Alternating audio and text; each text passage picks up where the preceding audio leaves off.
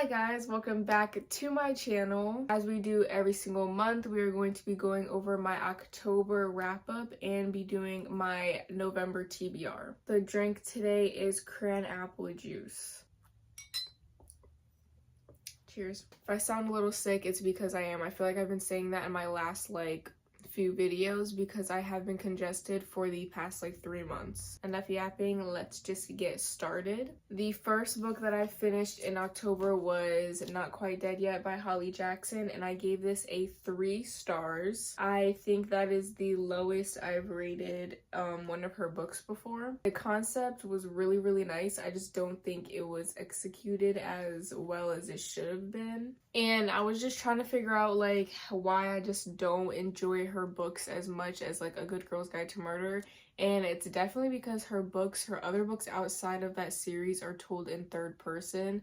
And in third person, I just cannot connect to any of the characters, especially the main character. It just doesn't hit as well as A Good Girl's Guide to Murder when I was able to be in their heads and know what they were thinking, know what Pip was thinking, you know? I'm still gonna read every single book she comes out with. The next book I read, which I do not own, is Curses and Cold Brew by Allie K. Mulford and K.L. Morrison. It's the second book in the Maple Hollow series. The first book was Pumpkin Spice and Poltergeist, and I read that literally around this time last year, and I rated it a 5 stars. I absolutely loved that book. It was amazing. This book, though, I rated it a 3 stars.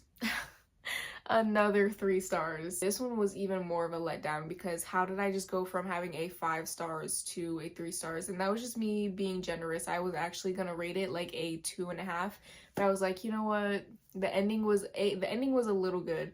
So then I bumped it up to 3. I absolutely loved Ramona in this book. Last year I was looking forward to having her book this year. I love her. She's so mysterious and just black cat. You know, she's just one of those characters, morally gray. And you have Iris, and I did not like Iris. Iris was giving me pick me. She has her best friend Jordan from the last book, and she was just the whole entire book is just oh, I feel like Jordan doesn't doesn't really feel like my best friend anymore because now she has her new girlfriend and she never talks to me, and it's just I'm so bored out of my mind, and I just want my best friend. And she's just going on and on and on about Jordan. Girl, just worry about yourself. Just worry about yourself. You have your own little fling going on with Ramona. Why are you so worried about them? And then she kept making them feel bad about it, even though it wasn't even their fault. All she had to do was ask to be included, or when they would include her, she would always just decline and not even accept it. So what was the point of them asking if you're gonna say no?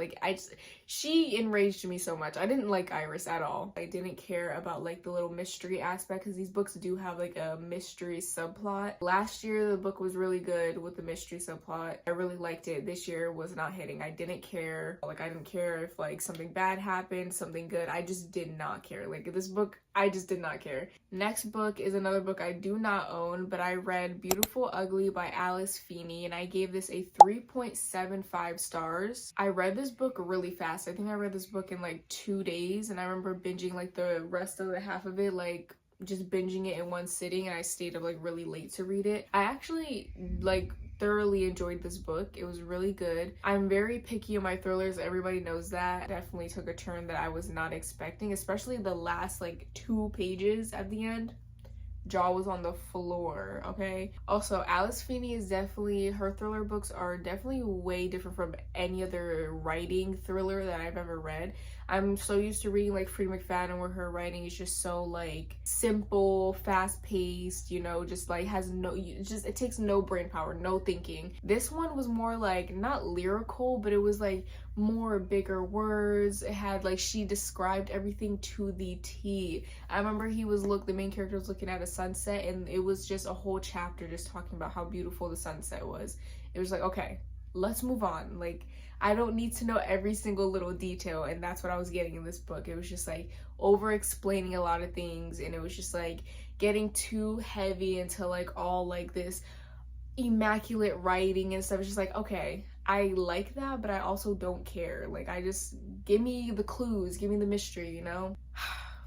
And then we have the book that I think is probably the worst book I read this year. I read The Nemesis Pact by Ashley Lynn East, and I gave it a 1.5 stars. I'm going to try to make this as fast as possible. I do have a whole Goodreads review on my page, so if you don't follow my Goodreads, you should go like follow it and be friends with me so you can see my thoughts about books and stuff like right after I finish them, because I finished this like weeks ago. I did not like the pacing of this book. It was very weird pacing, and I also did not like any of the characters, honestly. Like, I did not like one character in this book, and I did not like the MFC. She was so cringy. Love Island was mentioned 9 times. Yes, I counted how many times Love Island was mentioned because I love Love Island, okay? I didn't really like this season this year, but I loved last season and I love Love Island, okay? But it does not need to be mentioned that many times. It doesn't, maybe one time, like, okay, that's your favorite show, okay, yeah, maybe one time it's mentioned, but for you to mention Love Island 9 times and the book is only like 270-ish pages, that's ridiculous. It doesn't need to be mentioned that many times. This is the worst one out of them all. Dubai chocolate was mentioned. Why are we mentioning Dubai chocolate? Why are we mentioning Dubai chocolate? Are you kidding me? Are you actually that? Okay. We had some celebrities mentioned. Selena Gomez was mentioned 2 times, Miley Cyrus, Dua Lipa, Kylie Jenner. And not only did she mention Kylie Jenner, but she said she worked with Kylie Jenner to make Kylie Cosmetics. Are you kidding me? The main female character said she worked with Kylie Jenner to make Kylie Cosmetics. They were like pushing 30, I think, and they felt like they were high school children. Like, they did not feel like they were grown. They felt like they were just immature high schoolers. That's what they felt like. And the point of me reading is to escape reality and not have anything like real world new Gen Z stuff mentioned in my books, and that's exactly what this book was. Just was Gen Z mentionings all the freaking time. Like, even TikTokers were mentioned in this book. Like, it's too new. Like, I don't want that in my books. Next book that I read that I do own is Heartstopper Volume 3. I'm slowly getting through the series. I read the first 2 books back in January, and then I decided to pick this up again. And I like to read the books and then watch the episodes after. But they're just so cute. I give this a 3.5. I don't really have much to say. It's just these books give you a very good representation of like how hard it is to come out as gay and come out as a gay couple, and like all the mean comments and mean things that people say to gay people. It's just like some heavy topics, so definitely like read trigger warnings. Like, reading these graphic novels like take me back to like middle school when I got into reading and I only read graphic novels. That's what it takes me back to, so I love it. Lastly, the last book we read is Part of Your World by Abby Jimenez. I was so happy to finally get to this book because I had this book for over a year and I gave this a 4.75. I absolutely love this book. It kind of reminded me of like Elsie Silver, just the small town and like him not having a job, but him like having like a very, very small town that everybody looks up to. Like, there's literally, I think, maximum of like 300 people in the town, so it's kind of like just like a village and everybody knows everybody, and it's just so cute. Not rich, he's like very poor, MFC,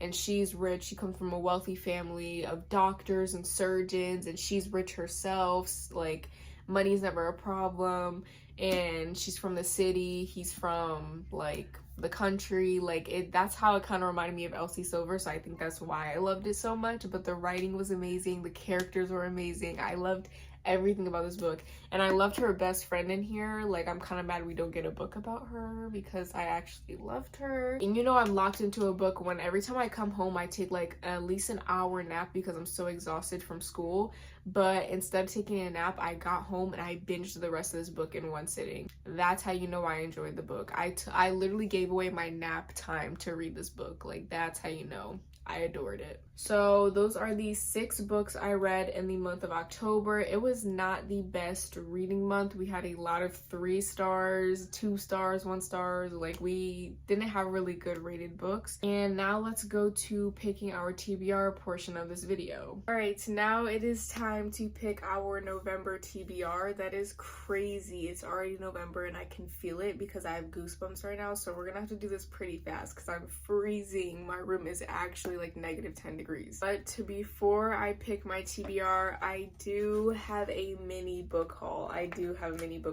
went to Barnes & Noble earlier today and I was supposed to get one book and I left with a little bit more than one book. So the first book I got is Soul Searching by Lila Sage. I've been hearing so many good things about this book and I needed more fall books, so I'm excited to read this. I have not read a book by her yet. Then we have Taurus Season by Bren Weaver. I got the Barnes & Noble exclusive edition, so it has the sprayed edges and it has the map, which the map is so pretty. I love the map. Then we got The Intruder by Frida McFadden. I also got another exclusive edition. It says What Is She Hiding, and it has like little raindrops, which looks so realistic. I don't know how they even did that. Then I got People Watching by Hannah Bonham Young. I still have yet to read any of her books, but I'm excited to read this one. It's another fall book. I love the cover of this. Oh my god, it's stunning. It literally screams fall. Then we got That's Not My Name by Megan Lally. I've been meaning to read this book for probably like over a year. It was about time I bought this book, plus this is my book club's book for this month, so I kind of had to buy it. And then I also got these magnetic bookmarks and they're butterflies, and it comes with 4 of them. That's our little Barnes & Noble haul. So the first book that I will be putting on this month's TBR is That's Not My Name, because this is my book club's book, as I mentioned, and this is a 5-star prediction. Like, I've only heard great things about this book. The premise sounds really good, and we all know I'm a very picky thriller reader, so I have high expectations for this, and I really hope it gets executed because it sounds so good and I'm so excited. So we're going to be picking 7 prompts today. A book with hearts on the cover. We have Heartstopper. This has a bunch of hearts on the cover. And we have Loath to You by Ali Hazelwood, because I can easily get this one done fast, but then this will be 3 books towards my goal, because this is 3 novellas in 1 book. So I think I'm gonna go with Loath to You because it will be towards my goal, and I did just have the 3rd book on my last TBR that I read, so I'm gonna I like to space them out. This one is literally perfect. Set in the current season. So now I get to pick a fall book. This is fun. So I'm definitely going to choose from these 3. So we have People Watching, Soul Searching, and Taurus Season. I'm leaning towards these 2. I think I'm going to go with People Watching. I don't know. This one's just calling to me more. I have no idea what it's about. And this is literally just giving like a book I should read in November. Like, it's just giving fall. Go with the pink. I've been choosing a lot of greens. A book you are ashamed you haven't read yet. There's actually a lot on here. I'll probably go with Bride, because I feel like everyone and their moms are reading Bride because the new book Mate just came out. So, and then probably The 7-Year Slip. I feel like this is a perfect fall book, and I feel like everybody has read this book but me. Probably Bury Your Bones in the Midnight Soil. I also feel like everybody has read this book. And I think out of these 3, I feel like I'm leaning more towards Bury Your Bones in the Midnight Soil. Very ambitious of me, but like, I really wanted to read this in November, or like in the fall time in general. So I think I'm gonna put Bury Your Bones in the Midnight Soil. Book with blue on the cover. I have a lot of books with blue on the cover. Holy crap. Oh, you know what? I'm gonna go with Atmosphere by Taylor Jenkins Reid. I literally have the audiobook to this right now by my Libby, and it's about to go in like 3 days. So I kind of need to get to this, and I think it's time. I read The 7 Husbands of Evelyn Hugo around this time last year, so I think it's time to read another one of her books. And this is a 5-star, no, this is a 6-star prediction, okay? I want to cry. I want to sob. I haven't sobbed since I read The 7 Husbands of Evelyn Hugo, so I'm trying to have that same feeling with this book. I think we have 3 more. Oh my god, no way. No way. Free choice. Wait, that gives me so much anxiety. Okay, we have no dark romance on here, so maybe I should go with a dark romance. I don't know why, but this dark romance book has like been calling my name recently. It's called Once You're Mine by Morgan Bridges, and I have not really seen anything about this. I know this is a duology. It's Once You're Mine, and then Now You're Mine is the second book. I kind of want to read this. I think I'm gonna go with this one. I'm scared. A book part of a series you haven't started. Okay, I'm leaning, for some reason, I'm leaning towards Mile High. I don't know why. Ooh! Oh my god, this text is so small. This is another thick book, and I like already have a massive book on here, so I don't know. I also have The Sweetest Oblivion, that's pretty short. Oh my god, I don't know. I don't know.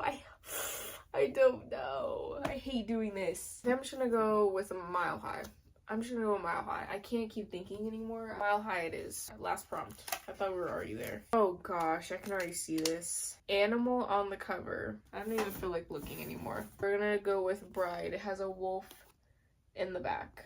And I did not get to this in October, so hopefully I can get to this in November. Oh wait, but I already have an Allie Hazelwood book on here. We'll just go with this one. Okay, that is the TBR for this month. I'm pretty proud of it. I feel like I started panicking towards the end though, so I'm not sure if I'm gonna get to those, but up until like right here, like these are all good right here. All of these. Mile High and Bride, I'm not really... I'm a little iffy on them. But we have That's Not My Name, Loath to You, People Watching, Bury Your Bones in the Midnight Soil, Atmosphere, Once You're Mine, Mile High, and Bride. And last month I actually did pretty good with reading my TBR. I read 4 books off of my TBR out of 8, so we read half of it, so. But I really hope you guys enjoyed this video, and I cannot wait to see you guys in the next video.